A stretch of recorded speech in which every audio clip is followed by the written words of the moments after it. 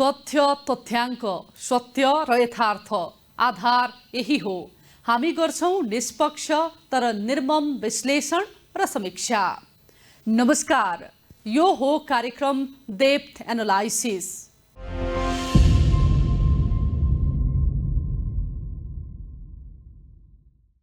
तोडमोड नगरी जस्ताको त्यस्तै विषयवस्तुलाई ग्रहण गर्छौं र प्रस्तुत गर्छौं। तथ्य तथ्याङ्कमा अत्यन्तै कडा र यसले बनाउने दृष्टि र दृष्टिकोणमा अत्यन्तै नरम यो कार्यक्रमको विशेषता हो। अर्थात् सत्य तथ्यलाई आधार बनाएर यसको विश्लेषण र समीक्षामा सम्भावित सबै पक्ष, दृष्टिकोण, मान्यता, मनोविज्ञान, कारण र परिणामबारे गहिरो विश्लेषण गर्छौं।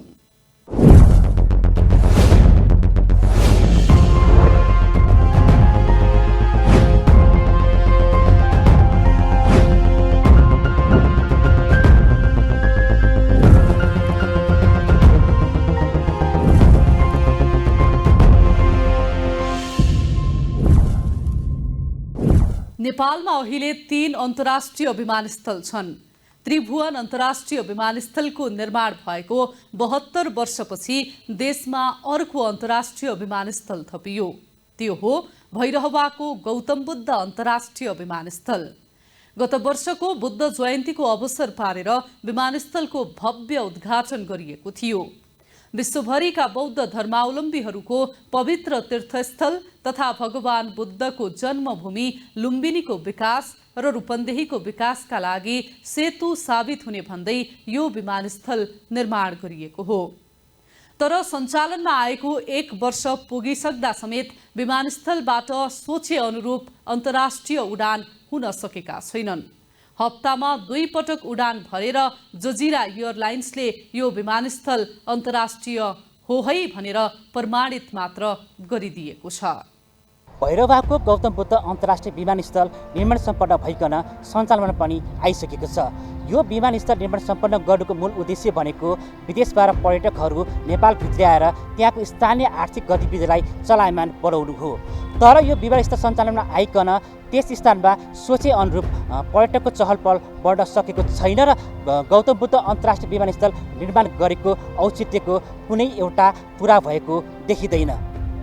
7 दशक बढी लामो हवाई उडान इतिहास बोकेको नेपालको नागरिक उड्डयन क्षेत्रले निकै फड्को मारिसकेको छ। विशेष गरी हवाई पूर्वाधारमा निकै प्रगति हासिल भएको छ। देशको एक मात्रै त्रिभुवन अन्तर्राष्ट्रिय विमानस्थल निर्माणको 72 वर्षपछि दोस्रो अन्तर्राष्ट्रिय विमानस्थलका रूपमा गौतम बुद्ध अन्तर्राष्ट्रिय विमानस्थल सञ्चालनमा आयो। नेपालमा विक्रम सम्वत 2006 सालमा त्रिभुवन विमानस्थल सञ्चालनमा आएपछि पहिलो पटक अर्को अन्तर्राष्ट्रिय विमानस्थल थपिएको हो। कुल 92 लाख यात्रु क्षमताको त्रिभुवन अन्तर्राष्ट्रिय विमानस्थलको विकल्पको रूपमा पनि गौतम बुद्ध अन्तर्राष्ट्रिय विमानस्थललाई हेरियो। यो विमानस्थल अत्याधुनिक उपकरणयुक्त छ। मौसम खराबी भएको अवस्थामा काठमाडौँ विमानस्थलमा अवतरण गर्न नसकेका जहाज भैरहवा विमानस्थलमा सहजै अवतरण गर्न सक्ने गरी यान्त्रिक प्रणाली जडान गरिएको छ। तर जे सोचेर यो विमानस्थलको भव्य उद्घाटन गरिएको थियो, अहिले भने सोचे जस्तो नतिजा भने देखिएको छैन। सुरुवाती चरणमा 3 विमान कम्पनीले भैरहवाको यो विमानस्थलबाट उडान भर्न इच्छुक देखाए पनि अहिले जजिरा एयरलाइन्सले मात्रै उडान भरेको छ, हप्तामा 3 पटक। त्यो बाहेक अन्य कुनै विमान कम्पनीले यहाँबाट नियमित उडान भरेका छैनन्। यो विमानस्थल पनि अहिले आन्तरिक उडानकै भरमा टिकिराखेको छ। यसैबीच नेपाल वायु सेवा निगमले आगामी जेठको दोस्रो सातादेखि भैरहवालाई थप 2 गन्तव्यमा जोड्ने योजना बनाएको छ। विमानस्थलबाट भारतको दिल्ली र क्वालालम्पुरमा सिधा उडानका लागि प्रयास समेत भइराखेको छ। यसका लागि टास्क फोर्स गठन भइसकेको छ। आवश्यक उडान अनुमति, जनशक्ति, प्राविधिक तयारी, बजारीकरण लगायत कामलाई द्रुत गतिमा अगाडि बढाइएको छ। उक्त स्थानमा A320 जहाजबाट उडान भर्ने योजना रहेको छ। तर उडान नभरेसम्म यो विषयलाई पत्याउने आधारहरू भने छैनन्।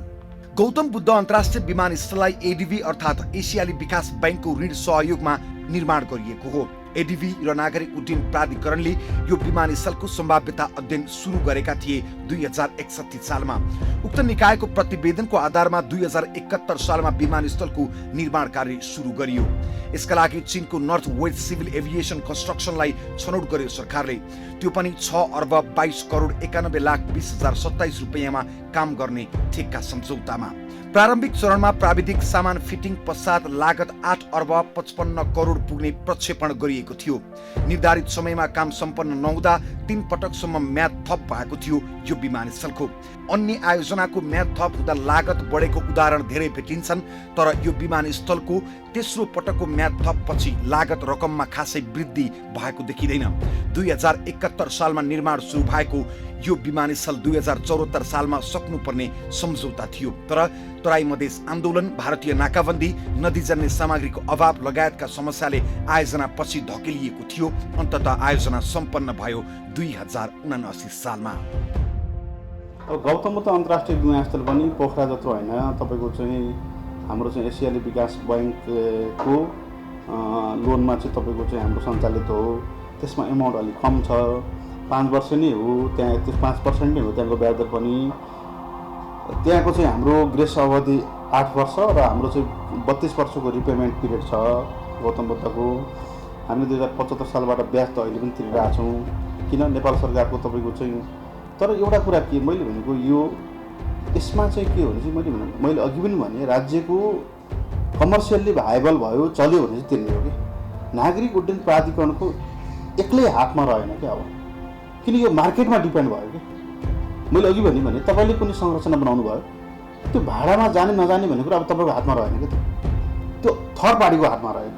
त्यसले गर्दा अहिले पनि डोमेस्टिक फ्लाइटहरू भइरहेमा मजाले चलिरहेछ। हाम्रो चाहिँ एउटा जजिराबाट फ्लाइट गरिरहेछ होइन, अन्य वायुसेवा कम्पनीहरू पनि आफ्नो किसिमको तयारी गरिरहेछन् होइन। तर अब उनीहरूले चाहिँ हामी जबरजस्ती गर्न सक्दैन, इम्पोज गर्न सक्दैनौँ होइन। हामी टिआईमा स्लट एभाइलेबल छैन भन्न सक्छौँ। अब भैरमा जाने नजाने भनेको उहाँहरूको चाहिँ आफ्नो किसिमको एउटा पोलिसी, आफ्नो किसिमको एउटा चाहिँ तपाईँको चाहिँ डिसिसन पनि हुन्छ। किनकि अनलेस राज्यले वायुसेवा कम्पनीहरूलाई चाहिँ राज्यले तपाईँको चाहिँ आर्थिक रूपमा चाहिँ उनीहरूलाई चाहिँ सब्सिडाइज नगर्दासम्म हामी आर्थिक पोलिसीहरू हामी इम्पोज गर्न सक्दैनौँ होइन। डिफ्रेन्ट कन्ट्रीको अथवा डिफ्रेन्ट किसिमको इन्स्टिट्युसनहरू छन्, प्राइभेट के अरे व्यक्तिले लगानी गरेको पनि छन्, संस्थागत लगानी भएका पनि छन्, उनीहरू जाला। तर अहिले पनि तपाईँको चाहिँ कमर्सियल फ्लाइटहरू चाहिँ भइरहेमा राम्रै तरिकाले भइरहेछन्। तर यो होइन कि कमर्सियल फ्लाइट अथवा डोमेस्टिक फ्लाइटहरू हुँदैमा हामी सन्तुष्ट भएर बस्ने होइन। त्यहाँको जे इस्युहरू छन्, एयररोड सम्बन्धीका कुराहरू, अन्य जे कुराहरू छन्, त्यसको लागि चाहिँ हाम्रो डिप्लोमेटिक तरिकाले प्रयासहरू भइरहेछन्।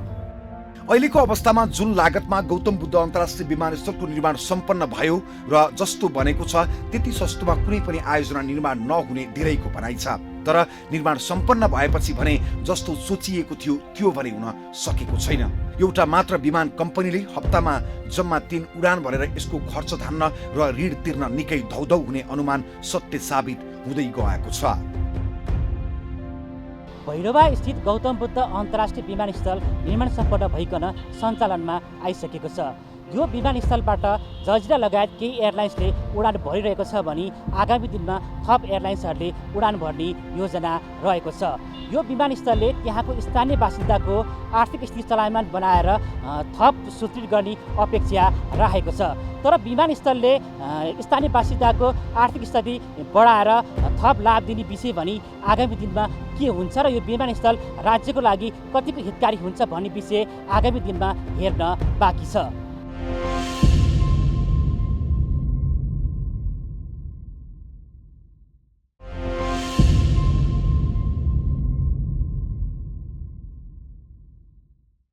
गौतम बुद्ध अन्तर्राष्ट्रिय विमानस्थललाई अन्तर्राष्ट्रिय बौद्ध सर्किटसँग जोड्ने, त्रिभुवन अन्तर्राष्ट्रिय विमानस्थलको विकल्पका रूपमा प्रयोग गर्ने र बौद्ध मार्गी बहुल देशबाट सीधा उडान भर्दै लुम्बिनीमा धार्मिक पर्यटक बढाउने परिकल्पना सहित आयोजना सुरु भएको हो।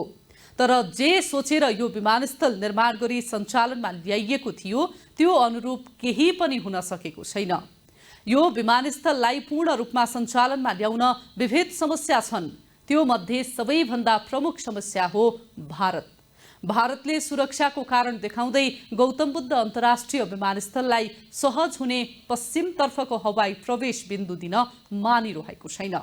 उसले सुरक्षाको कारण देखाए पनि चिनिया कम्पनीले निर्माण गरेकाले यो विमानस्थललाई भारतले सहयोग नगरेको कतिपयको बुझाइ छ।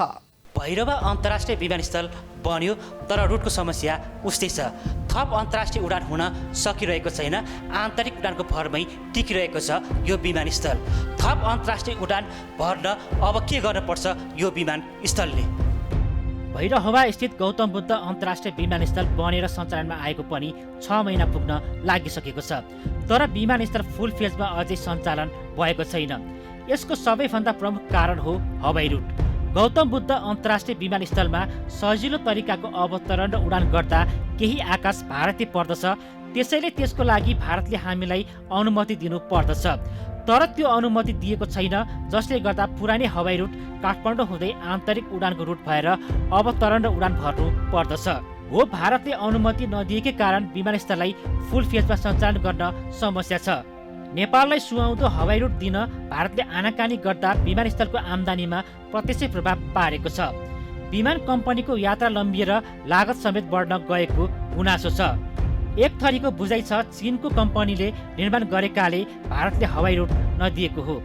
अनि लुम्बिनी भगवान बुद्धको जन्मस्थल भएकाले लुम्बिनी आउने बौद्ध धर्मावलम्बीहरू सिधै भैरहवामा ल्यान्ड गर्दा भारतलाई घात हुने र भारतले लुम्बिनीलाई केन्द्रमा राखेर गोरखपुरमा बनाएको आफ्नो विमानस्थल नचल्ने भएकाले पनि हवाई रुट नदिएको अर्का थरीको तर्क छ।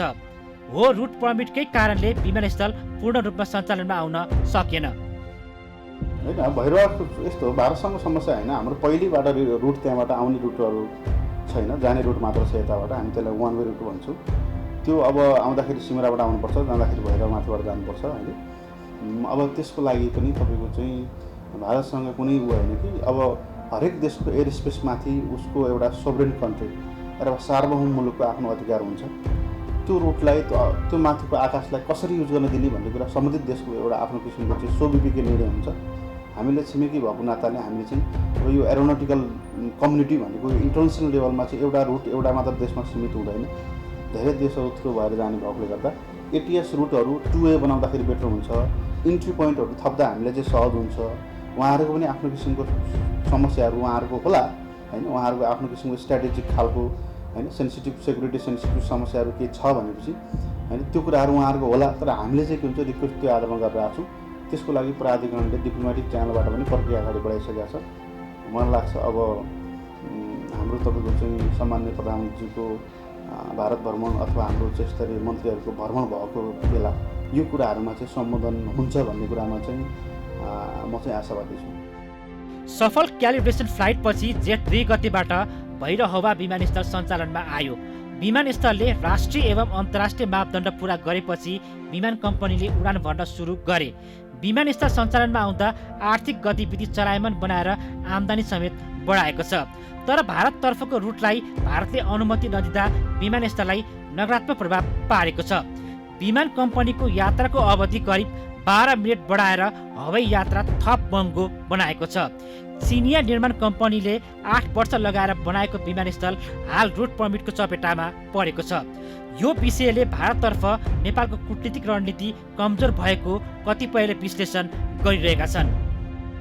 अहिले हाम्रो छिमेकी मुलुक जुनबाट चाहिँ नि यसलाई रुट दिनलाई चाहिँ आनेकानी गरेको र अहिलेसम्म राजनीतिक प्रतिबद्धता र राजनीतिक नेतृत्वमा जो जानुहुन्छ उहाँहरूले चाहिँ एउटा दृढ इच्छा शक्ति राखेर यो हामीलाई चाहिँ नि यस्तो यो किसिमले हामीले चाहिँ निर्माण सम्पन्न गऱ्यौँ, हामीलाई चाहिन्छ भन्ने किसिमले एउटा अन्तर्राष्ट्रिय मान्यता होइन अनुसार पनि एउटा आफ्नो अडानहरू राख्न नसकेर पुरा कार्यान्वयनमा ल्याउन सक्ने स्थिति नै छैन। यो विमानस्थल त केही समय त अन्तर्राष्ट्रिय विमानस्थल भने नि अल्जेरियाले जुन प्लेन केही समय अगाडि सञ्चालन गर्यो त्यसबाट बिचमा रोक्यो, फेरि अहिले चाहिँ केही मात्रामा सञ्चालन भएको कुरा जानकारीमा आएको छ।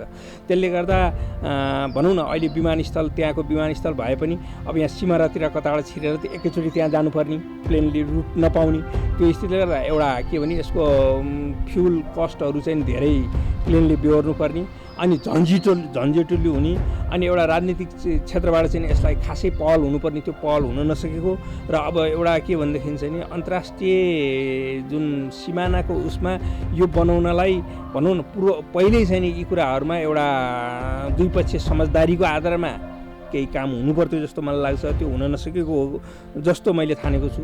अब त्यसले गर्दा अहिले चाहिँ नि एउटा फुल फेजमा भनौँ न त्यो कार्यान्वयन ल्याउनुपर्ने सम्पन्न भइसक्यो राष्ट्रिय गौरवको आयोजना।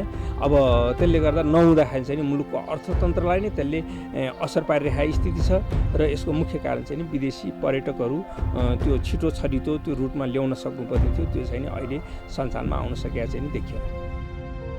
भारततर्फको रुट एकतर्फी बन्दा यात्रा अवधि लम्बिएको छ।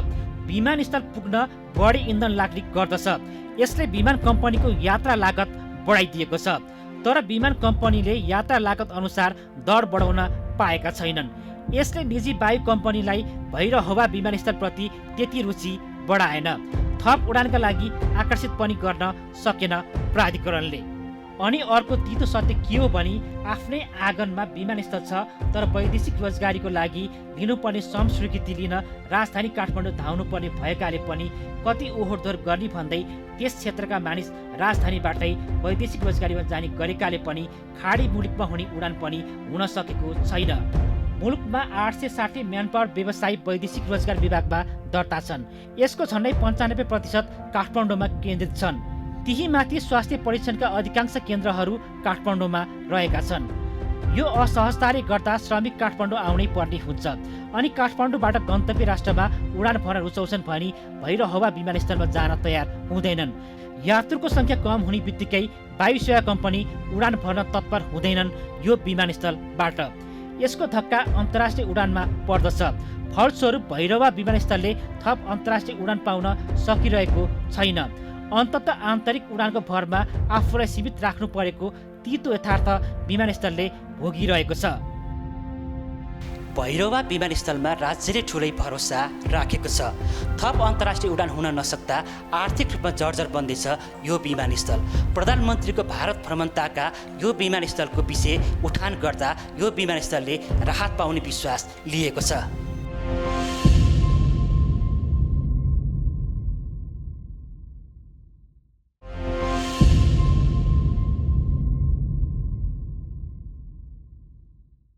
नागरिक उड्डयन प्राधिकरणले भैरहवामा अन्तर्राष्ट्रिय वायु सेवालाई आकर्षित गर्न विभिन्न प्रकारका छुट समेत दिएको छ। क्यानले भैरहवा उडान गर्ने वायु सेवालाई 1 वर्षसम्मका लागि ल्यान्डिङ, पार्किङ, सेक्युरिटी, उड्डयन सहायता लगायत सम्पूर्ण सेवामा 100% छुट दिने निर्णय गरेको थियो, जसबाट धेरै विमान कम्पनीले भैरहवाबाट उडान भर्ने अपेक्षा थियो, तर त्यो हुन सकेको छैन। लुम्बिनी भ्रमणमा आउने बौद्धमार्गी पर्यटक र नेपाली कामदारका श्रम गन्तव्य खाडी मुलुकमा उडानहरू हुने भएकाले गौतम बुद्ध विमानस्थल राम्रोसँग सञ्चालन हुने विश्वास थियो। यस्तै भैरहवामा बौद्धमार्गी देशहरू चीन, जापान, कोरिया, भियतनाम, श्रीलङ्का लगायत मुलुकबाट सिधा उडान हुने अपेक्षा पनि राखियो। तर विमानस्थल सञ्चालनमा आएको यत्रो महिना पुग्दा पनि सोचे अनुरूप भएको छैन। त्यसैले सबैभन्दा पहिला सरकारले कूटनीतिक रूपमा भारतसँग छलफल गरी हवाई रुटको समस्या पार गराई यो विमानस्थलको प्रचारमा लाग्नुपर्ने देखिन्छ। भैरहवा विमानस्थल आर्थिक रूपमा जेलिएको छ। थप अन्तर्राष्ट्रिय उडान हुन सकिरहेको छैन। तीमाथि अन्तर्राष्ट्रिय उडान पनि भारततर्फ डाइभर्ट भइरहेको छ। अब यसलाई रोक्न हामीले के गर्न सकिन्छ? अहिले मुलुकमा 2 नयाँ अन्तर्राष्ट्रिय विमानस्थल निर्माण सम्पन्न भई सञ्चालनमा आइसकेका छन्। तर यी 2 विमानस्थललाई अन्तर्राष्ट्रिय उडान भर्न योग्य ठानिए पनि अन्तर्राष्ट्रिय उडान हुन सकिरहेको छैन। भैरहवाको विमानस्थलमा जजिरा एयरलाइन्सले हप्ताको 2 वटा उडान भरे पनि त्यो उडान पर्याप्त नभएकाले यसले खासै लाभ दिन सकेको छैन। विभिन्न समस्यामा जेलिएको भैरहवा विमानस्थलमाथि अरबको लगानी खन्याएकोमा दुःख मनाउनेको सङ्ख्या पनि धेरै छ। नेकपा एकीकृत समाजवादीका अध्यक्ष माधव कुमार नेपालले भैरहवा विमानस्थल मुलुकलाई आवश्यक नै नभएकाले किन ल्याइयो भनेर आरोप समेत लगाएका थिए। प्रतिफल नआएकाले उक्त रकमलाई अन्यत्र खन्याएको भए राम्रै प्रतिफल दिने दाबी अध्यक्ष नेपालको थियो। सुविधा सम्पन्न विमानस्थल निर्माण सम्पन्न भए पनि राम्रोसँग सञ्चालन हुन नसक्दा विभिन्न क्षेत्र, समुदाय र व्यक्तिले सरकारमाथि प्रश्न गर्न थालेका छन्। तर नेपाल नागरिक उड्डयन प्राधिकरण यो विमानस्थल राज्य र नागरिकको आवश्यकतालाई ध्यानमा राखेर ल्याइएको जवाफ दिँदै आइरहेको छ। मुलुकमा रहेको एकमात्र अन्तर्राष्ट्रिय विमानस्थल त्रिभुवन विमानस्थलले आगामी दिनको हवाई चापलाई नथान्ने भएकाले यसको आवश्यकता भएको हो। त्रिभुवन विमानस्थलको विकल्पको रूपमा यो विमानस्थललाई मैदानमा उतारिएको प्राधिकरणको भनाइ छ। कुनै पनि एउटा विमानस्थल भनेको राज्यको ठुलो लगानी हुने एउटा संरचना, एउटा भौतिक पूर्वाधार हो। एउटा ठुलो आयोजना निर्माण हुँदाखेरि चाहिँ कुनै एउटा निकायको मात्र त्यसमा तपाईँको चाहिँ हुँदैन। नेपाल नागरिक उड्डयन प्राधिकरण हाम्रो हवाई नीति 2063 बमोजिम हवाई क्षेत्रमा कुनै एउटा यो विमानस्थलहरू बन्ने होइन, विमानस्थलहरू चेन्ज हुने भनेको राज्यको आवश्यकता बमोजिम हुने।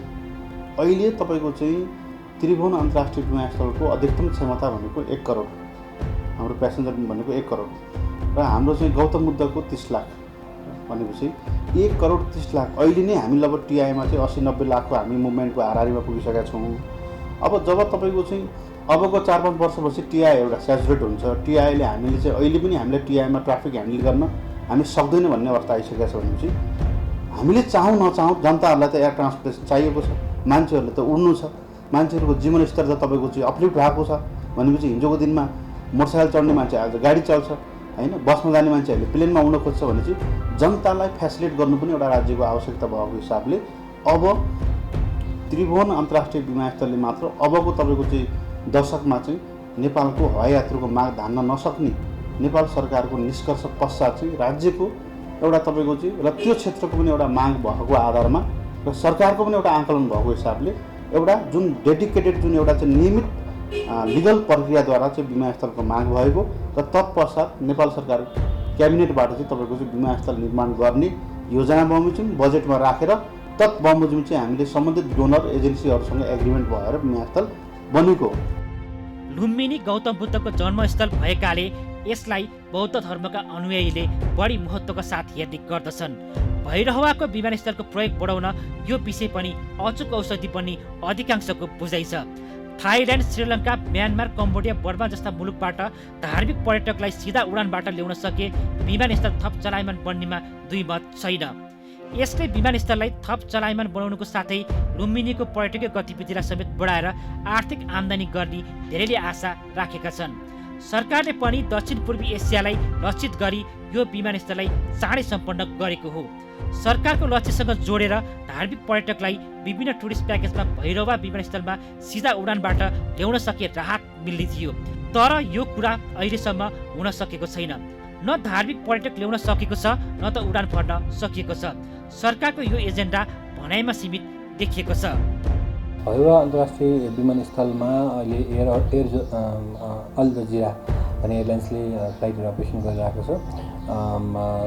जुन हिसाबमा यसलाई सोचेर बनाइएको थियो अथवा बनिएको थियो त्यो हिसाबमा चाहिँ धेरै एयरलाइन्स कम्पनीहरू यतापट्टि जालान् भन्ने आश थियो। किनभने भैरवा चाहिँ मुख्य रूपमा अब गौतम बुद्धको जन्मस्थल लुम्बिनीबाट नजिक भएको हुनाले कम्तीमा पनि बुद्धमार्गी देशहरू र बुद्धमार्गी पर्यटकहरू चाहिँ त्यो एयरपोर्ट प्रयोग गरिकन त्यो क्षेत्रमा केही न केही चलायमान हुन्छ भन्ने अपेक्षा थियो र त्यही हिसाबमा चाहिँ अलिक भएको छैन। तर अब नेपाल पर्यटन board, civil aviation authority of Nepal, पर्यटन मन्त्रालय लगायत अन्य सरकारवालाहरू सबै मिलिकन कसरी यसलाई यसमा चाहिँ बढीभन्दा बढी एयरलाइन्सहरूलाई लिएर आउने भनेर रणनीतिक योजनाहरू बनाउने काममा हामी अहिले लागिरहेका छौँ। अब त्यसले गर्दा आउँदो दिनहरूमा चाहिँ केही न केही त्यहाँ राम्रो इम्प्लिमेन्ट होला भन्ने आशा छ। काठमाडौँमा अवतरण हुन नसकेको विमानलाई भैरहवामा अवतरण गराउने उद्देश्यले पनि यो विमानस्थल ल्याइएको हो। तर अहिलेसम्म काठमाडौँमा अवतरण हुन नसकेका विमान अहिलेसम्म भैरवा होइन भारततिरै मोडेका छन्। विगतमा काठमाडौँको विमानस्थलमा अवरोध भए विमान भारतको पटना र लखनऊमा अवतरण हुने परम्परालाई भैरवा विमानस्थल आएपछि पनि निरन्तरता नै दिइरहेको छ। भारततर्फ जहाजलाई डाइभर्ट गर्ने विषयलाई अझै तोड्न सकिएको छैन। त्यो समस्याको चुरो जहाजले उडान भर्नु अघि नै सुरु भइसकेको हुन्छ भैरहवा विमानस्थलको हकमा। अर्थात् जहाजले उडान भर्नु अघि वैकल्पिक विमानस्थल खुलाउनु पर्ने हुन्छ। तर जजिरा र हिमालय एयरलाइन्सले मात्रै यो विकल्प रोजेका छन्। अन्य हवाई कम्पनीको रोजाइमा भैरहवा विमानस्थल पर्ने गरेको पाइँदैन। अन्ततः भारततर्फ जहाज डाइभर्ट हुने घटना बारम्बार दोहोरिरहेका छन्। यति मात्र होइन, भारतसँग हवाई रुटको विषयमा पनि समस्या उस्तै रहेको छ। रुटको विषयमा भारतसँग कूटनीतिक रूपमै कुरा गरेर समस्या समाधान गर्नुपर्ने हो, तर त्यसो हुन सकेको छैन। भैरवामा समस्या समाधानको लागि त अब अहिले यसले मुख्य रूप पाउन सकेका छैन। यसलाई द्विपक्षीय जुन छिमेकी मुलुकसँग भारतसँग अब भनौँ न सरकारले एउटा कूटनीतिक पहल गरेर त्यसलाई त्यो अवरोध हटाइहाल्नु पऱ्यो, एक नम्बर कुरो होइन।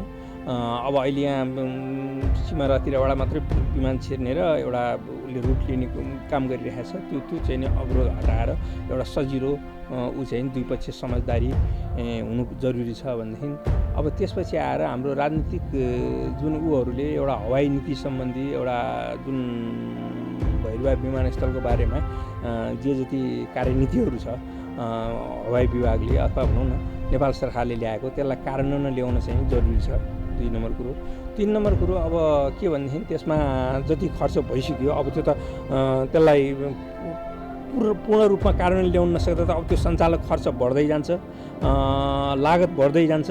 अनि अब बिस्तारै त्यो त कतिपय स्थिति त्यहाँ त मर्मतका कुराहरू आउँछ, भोलि त्यहाँ कतिपय इक्विपमेन्टहरूले काम नगर्ने हुन्छन् होइन।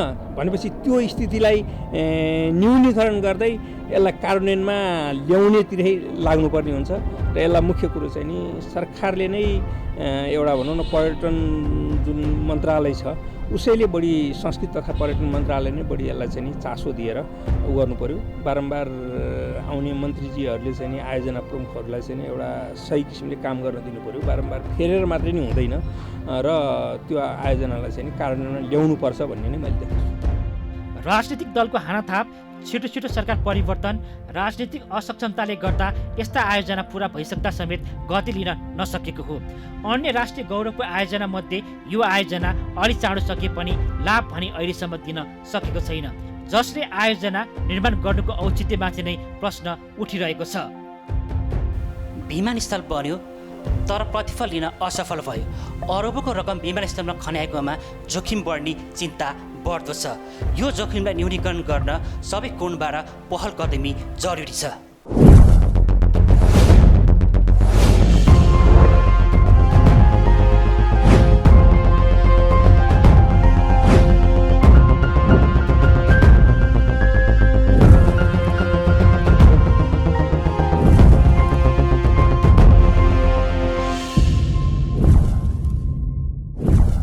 यससँगै डेप्थ एनालाइसिसको समय सकिएको छ। हामी डेप्थ एनालाइसिसका लागि हरेक विषयमा खुल्ला छौँ। कार्यक्रमको आगामी अङ्कका लागि तपाईँ कुन विषय छनौट गर्नुहुन्छ अनि यस सम्बन्धमा तपाईसँग भएको प्रारम्भिक जानकारी के हो, त्यसका लागि यहाँहरूले news.spacefok@gmail.com या फेसबुक पेज स्पेसफोके न्युजमा मेसेन्जरमा गएर मेसेज गर्न सक्नुहुनेछ। अर्को अङ्कमा हामी फेरि भेट्ने नै छौँ। सूचना, मनोरञ्जन र चिन्तन मननका लागि हेर्दै गर्नुहोला स्पेसफोके टेलिभिजन। नमस्कार।